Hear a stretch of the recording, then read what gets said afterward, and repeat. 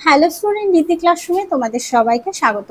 আজকে তোমাদের সঙ্গে আলোচনা করব ষষ্ঠ শ্রেণীর তৃতীয় পর্যায়ক্রমিক মূল্যায়ন থেকে পরিবেশ ও বিজ্ঞান বিষয়ে মধ্যশিক্ষা পর্ষদ প্রদত্ত নমুনা প্রশ্নপত্রের সেটটি আজকে সমাধান করব। তার আগে তোমরা সিলেবাস বিভাজনটা একটু দেখে নাও, কোথা থেকে কত নম্বরের কোশ্চেন আসবে।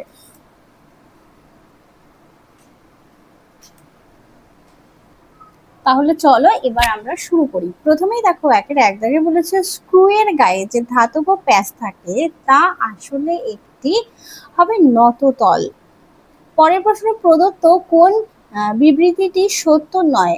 এখানে অপশন ডি দাগের বিবৃতিটি হবে সত্য নয়, কারণ টেট্রাক্লোরাইডের অণুতে 3টি ক্লোরিন পরমাণু আছে। পরের প্রশ্ন দেখো, মানুষের হাত হলো তৃতীয় শ্রেণীর লিভার। তারা আছে একটি জৈব অভঙ্গুর বজ্র পদার্থের উদাহরণ হলো হবে অপশন এ দাগ ইনজেকশনের সিরিঞ্জ। 5 আছে সূর্য, গাছ, ফড়িং, ব্যাঙ, সাপ, ময়ূর, বাঘ খাদ্য সম্পর্কযুক্ত এই পরিকল্পিত রেখাচিত্রটি হলো হবে খাদ্য শৃঙ্খল। পরের প্রশ্ন দেখো, ষষ্ঠ শ্রেণীর ছাত্রছাত্রীদের মধ্যে প্রথম দল পি দলের দৈর্ঘ্যের বৃদ্ধির তুলনায় ভরের বৃদ্ধি বেশি হয়েছে, আর দ্বিতীয় হচ্ছে কিউ দলের দৈর্ঘ্যের বৃদ্ধির তুলনায় ভরের বৃদ্ধি কম হয়েছে, আর তৃতীয় হচ্ছে আর দলের দৈর্ঘ্যের বৃদ্ধি এবং ভরের বৃদ্ধি সামঞ্জস্যপূর্ণভাবে হয়েছে। আর 4 হবে এস দলের দৈর্ঘ্যের বৃদ্ধি এবং ভরের বৃদ্ধি কোনোটাই হয়নি। ওপরের দলগুলোর মধ্যে পুষ্টি এবং স্বাস্থ্য সবচেয়ে ভালো কোন দলের হয়েছে, হবে অপশন সি দাগ আর দলের, কারণ আর দলের দৈর্ঘ্য বৃদ্ধি এবং ভরের বৃদ্ধি সামঞ্জস্যপূর্ণই হয়েছিল। এরপরে দেখো, প্রদত্ত কোনটি একটি যৌগিক পদার্থ। এখানে যৌগিক পদার্থ হবে পাথরের চুন। আর দেখা যাচ্ছে স্কুলের ষষ্ঠ শ্রেণীর বসার বেঞ্চ মেপে যে মাপগুলো পাওয়া গেল তা হলো 160 সেমি, 30 সেমি, 40 সেমি। তাহলে বেঞ্চটা কতটা উঁচু? বেঞ্চটা হবে 30 সেমি।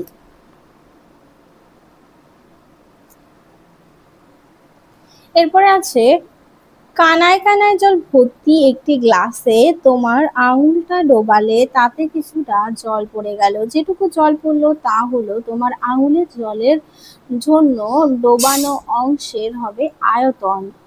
পরের প্রশ্ন, সৌর কুকার চালু করা হয় কোন শক্তিতে রূপান্তরিত রূপ বদলাচ্ছে। এটা হবে আলোক শক্তি থেকে তাপ শক্তি। জলের রেশম যে ধরনের উদ্ভিদ সেটি হলো শ্যাওলা। আর ফুটবলে কিক করলে কিক শব্দটা বদলে কোন শব্দ বসানো হয়, হবে ধাক্কা। আর পরের প্রশ্ন, আমাশয় রোগ ঘটায় যে জীব সে যে জীব রাজ্যের অন্তর্ভুক্ত সেটি হলো অপশন এ দাগ হবে প্রোটিস্টা। পরের প্রশ্ন, প্রদত্ত কোন সাপটি সরাসরি বাচ্চা প্রসব করে, হবে চন্দ্রবোরা। এরপরে আছে কোন আচরণ বিজ্ঞানী আমাদের জানায় যে শিল্পাঞ্জিরা কাঠি দিয়ে কুচিয়ে ওই পোকা ধরে খায়। এটা হবে অপশন সি দাগ জেন ডুগার। দোকান থেকে প্লাস্টিকের ব্যাগ নিয়ে অস্বীকার করা এটি 4R পদ্ধতির কোন দিকে তুলে ধরে। অপশন ডি দাগ রিফিউ। পরের প্রশ্ন, পৃথিবীর সবচেয়ে বড় প্রাণী হলো মজনু। পরে আছেন নিচের কোন বর্জ্য পদার্থটি কিছুদিন রেখে দিলে সহজে মাটিতে মিশে যেতে পারে, হবে পটলের খোসা। পরের প্রশ্ন, জলের মধ্য দিয়ে বিদ্যুৎ পাঠিয়ে পরীক্ষাগারে যে দুটি গ্যাস পাওয়া যায় তা হলো হাইড্রোজেন এবং নাইট্রোজেন। এরপর আছে যে মেরুদণ্ডী প্রাণী ডাঙাতেই ডিম পাড়ে, ডাঙাতেই বড় হয়ে চলাফেরার মাটিতে থাকে, সেগুলোকে বলা হয় সরীসৃপ প্রাণী। আর ব্যাঙের মুখ আটকানো হয় যে টেনের সাহায্যে, তার সঙ্গে মিল আছে হবে চক্র এবং অক্ষদণ্ডের। এবারে তোমাদের পরীক্ষায় কিন্তু অনেক শর্ট কোশ্চেন থাকবে, তাই তোমাদের কিন্তু শর্টের উপর বেশি জোর দিতে হবে। চলে যায় 2 দাগে অতি সংক্ষিপ্ত উত্তর দাও। তোমার দেখা একটি সরল যন্ত্রের নাম লেখো যা মা রান্না করার সময় ব্যবহার করা হয়, সেরকম হবে সাঁড়াশি। 2 আছে হ্যাম্প ব্যাগ। তিমিরা কিভাবে নিজেদের মধ্যে যোগাযোগ রাখে? বিভিন্ন ধরনের শব্দ তরঙ্গ এবং গান তৈরির মাধ্যমে। পরের প্রশ্নটি দেখো, এমন একটি ধাতুর নাম লেখো যা ঘরের উষ্ণতায় 25°C তরলভাবে পারদ। কোন সরল যন্ত্র ব্যবহার করে কুয়ো থেকে জল তোলা হয়? হবে কপি কল। পরের প্রশ্ন, সাইকেলের মধ্যে অনেকগুলো সরল যন্ত্র থাকে, এর মধ্যে যে কোনো একটি যন্ত্রের নাম, যেমন হচ্ছে পেট্রোল।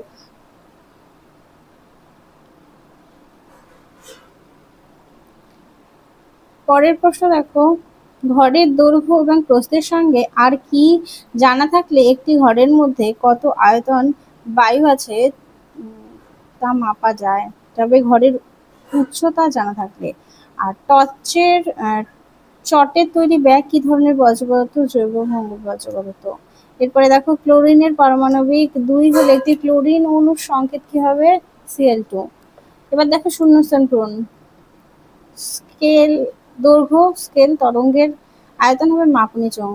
চায়ের জমি থেকে পাওয়া একটি বর্জ্য পদার্থ ফসলের অবশিষ্ট অংশ।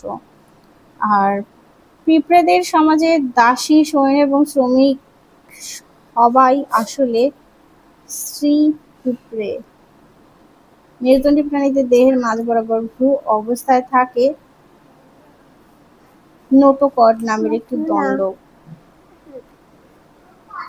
জলবিদ্যুৎ তৈরিতে মূল ভূমিকা পালন করে সূর্য। সত্যি না মিথ্যা? মিথ্যা। আর দইয়ের সাজায় থাকার কোন ধরনের জীব দুধকে দই বানিয়ে দেয়? এটা হবে ল্যাক্টোব্যাসিলাস ব্যাকটেরিয়া। এবার চলে যাই 3 দাগে। 3-এর 1 আছে বাড়িঘর নিয়মিত পরিষ্কার রাখা হয় কেন? এটা তোমরা তোমাদের পাঠ্য বইয়ের 140 নম্বর পেজে পাবে, একটু দেখে নিও। পরের প্রশ্ন, তোমার বাড়িতে তৈরি একটি জৈব অভঙ্গুর আর একটি জৈব ভঙ্গুর পদার্থের নাম লেখো। জৈব অভঙ্গুর হবে কাচের টুকরো আর ভঙ্গুর হবে আনাজের খোসা। আর একটি বাঁকা দাগের দৈর্ঘ্য একটি সরু সুতো এবং একটি রুমালের সাহায্যে কিভাবে মাপা যায়? দেখে নাও, প্রশ্নটা দেয়া রয়েছে।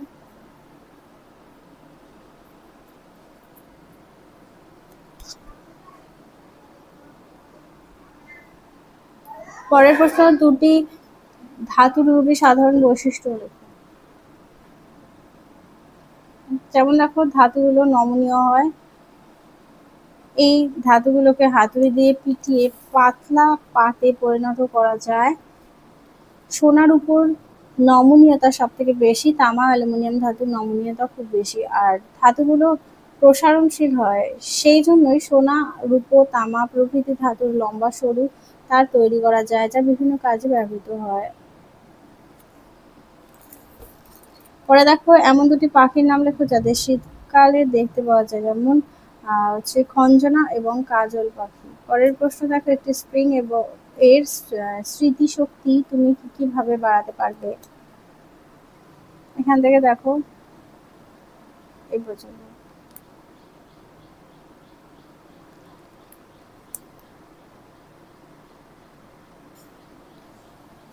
এরপরে দেখো, তারা মাছে অনুপস্থিত কিন্তু রুই মাছে উপস্থিত মৎস্য শ্রেণীর দুটি বৈশিষ্ট্য লেখো।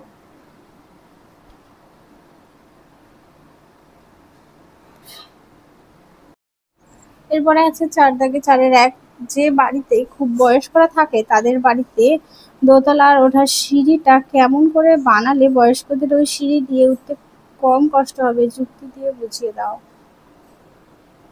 সাধারণ সিঁড়ি এবং খাড়াই সিঁড়ি উঠতেই নততল, কিন্তু খাড়াই সিঁড়ির তুলনায় সাধারণ সিঁড়িতে আপাত কোণের পরিমাণ অনেক কম হয়। আমরা জানি আয়তনের মান যত কম হয় নততলের যান্ত্রিক সুবিধা তত বেশি হয়। তাই সাধারণ সিঁড়ি দিয়ে অনেক কম বল প্রয়োগে সহজেই উপরে ওঠা যায় এবং খাড়াই সিঁড়ি দিয়ে উপরে উঠতে কম কষ্ট বেশি হয়। তাই বাড়ির সিঁড়ি খাড়া না করে ঢালু করা হয়। পরের প্রশ্ন দেখো, তোমার বাড়ির বর্জ্য পদার্থগুলো তুমি কিভাবে আবার ব্যবহার করতে পারো? এখানে দেখো যে বর্জ্য পদার্থগুলো আছে সেগুলো আমরা কিভাবে ব্যবহার করতে পারি, যেমন আনাজের খোসা এবং পচা ফল বাগানে গর্ত করে তার মধ্যে রেখে কম্পোস্ট সার তৈরি করা যায়। আনাজের খোসা গবাদি পশু যেমন গরু ছাগলের খাদ্য হিসেবে ব্যবহার করা যেতে পারে। যেমন প্লাস্টিকের বোতল এবং খালি রিলিফ, প্লাস্টিকের বোতলের গায়ে পেনের রিলিফগুলোকে লাগিয়ে সুন্দর পেনদানি তৈরি করা যায়। ছেঁড়া কাগজের মণ্ড বানিয়ে জলে ভিজিয়ে রেখে তা দিয়ে মুখোশ তৈরি করে উপহার তৈরি করা যায়। এছাড়াও যেমন কাঁচের শিশির বোতল সুন্দর কারুকার্য করে শোপিস তৈরি করা যায়। গৃহস্থালির কঠিন বজ্র নিজ জমি ভরাট করবার কাজে লাগে। পরেরটি দেখো, বলেছে তোমাকে একটা 10 সেমি দৈর্ঘ্যের লোহা সরু তার দেওয়া হলো, তা দিয়ে 1 মিটার 5 সেমি দৈর্ঘ্যে কিভাবে মাপবে? দেখে নাও এখান থেকে।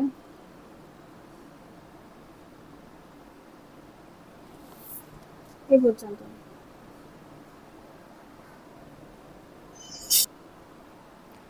পরে দেখো শ্রমিক মৌমাছিরা কি কি কাজ করে, দেখে নাও।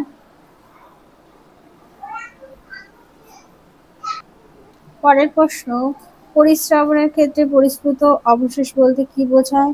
নিচের কোন ক্ষেত্রে মিশ্রণের উপাদানগুলিকে পরিস্রাবণ করে আলাদা করা যাবে? যেমন হচ্ছে চিনির জলীয় দ্রবণ, তেলে গুড় পাওয়া, তেল রং গুলে, তেল ও তেলে গুলে যাওয়া তেল রং, বালি ও জলের মিশ্রণ।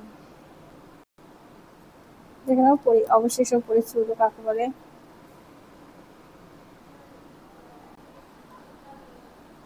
বালি আর আলাদা করা যাবে হচ্ছে বালি ও জলের মিশ্রণ। পরে দেখো গাছ থেকে কোন শক্তি পায়, আর এই ঘটনায় কোন শক্তি থেকে কোন শক্তি রূপান্তরিত হয়? বেশি গাছ কেটে ফেলে তবে কি হতে পারে, দেখে নাও।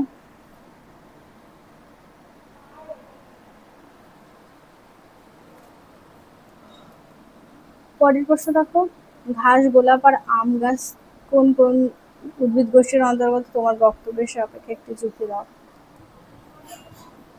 দেখে নাও।